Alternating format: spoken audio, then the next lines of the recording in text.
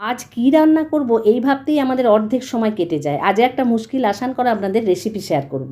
সাদা তেলে প্রথমে আদা কুচি দিয়ে রেখেছিলাম, সেটাকে কয়েক সেকেন্ড নেড়ে নিয়েছি। তারপর দিচ্ছি কয়েকটা রসুনকে কুচি করে, সেটাকেও নেড়ে নিলাম কয়েক সেকেন্ড। তারপর দিলাম কাঁচা লঙ্কা কুচি, কয়েক সেকেন্ড নেড়ে নেওয়ার পর দুটো মিডিয়াম সাইজের পেঁয়াজকে কুচিয়ে রেখেছিলাম, সেটাকেও একটু ভেজে নেব। পেঁয়াজটা সোনালি রং ধরা পর্যন্ত ভাজবো, বেশি ভাজবো না কোনোটাই, বেশি ভাজার এখানে দরকার নেই। তারপর দিয়ে দেবো সেই মুশকিল আসান করা জিনিসটা, এটা হলো সয়াবিন। সয়াবিনটাকে গ্রেট করে রেখেছিলাম। আমরা সয়াবিন রান্না করার জন্য যেভাবে প্রস্তুত করে নিই, আগে থেকে গরম জলে রান্না করে ঠান্ডা জলে দিয়ে তারপর পুরো জলটাকে নিগড়ে নিই, ঠিক সেইভাবে করে মিক্সিতে দিয়ে এইভাবে আমি গুঁড়িয়ে রেখেছিলাম। তারপর একটুখানি 2-3 মিনিট এই ভাজার কাজটা করে নিতে হবে, কারণ সয়াবিনের একটা কাঁচা গন্ধ থাকে, সেটা চলে যাবে তাহলে। তারপর এখানে মেশাবো 1/2 চা চামচ হলুদ গুঁড়ো আর 1/2 চা চামচ লঙ্কার গুঁড়ো, 1 চামচ জিরের গুঁড়ো, 1 চামচ ধনের গুঁড়ো দিয়ে ভালো করে এটাকে আবার রান্না করে নেব। 1-1.5 মিনিট রান্না করব। 1-1.5 মিনিট রান্না করার পর দেব 1 চামচ চাট মশলা।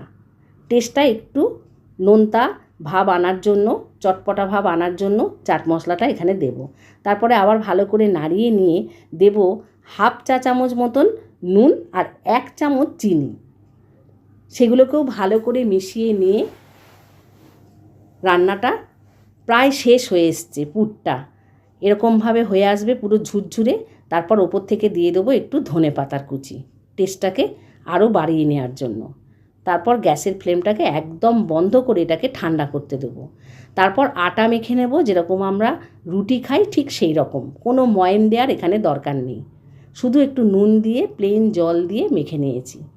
তারপর 10-15 মিনিটের জন্য রেস্টে রেখে আবার একটু ভালো করে ঠেসে নিয়ে এখান থেকে লেচি কেটে নিয়ে এর ভেতরে পুরটাকে ভরে নেব।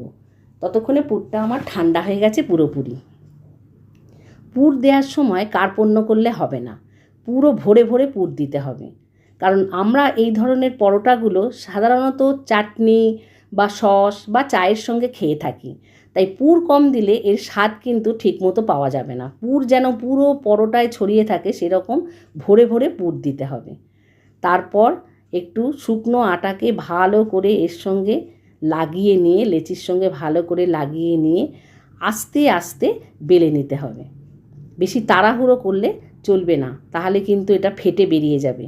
আর যাতে এর পুরটা চারিদিকে ভালো মতো ছড়ায় আর চারদিকটা সমান বেলা হয়, সেই জন্য এটা আস্তে ধীরে কাজটাকে করতে হবে। ঠিক যেভাবে দেখাচ্ছি সেইভাবে। বেশ একটু মোটা হবে, পুরটা দিয়েছি অনেকটা, এর থিকনেসটা ভালোই মোটা হবে।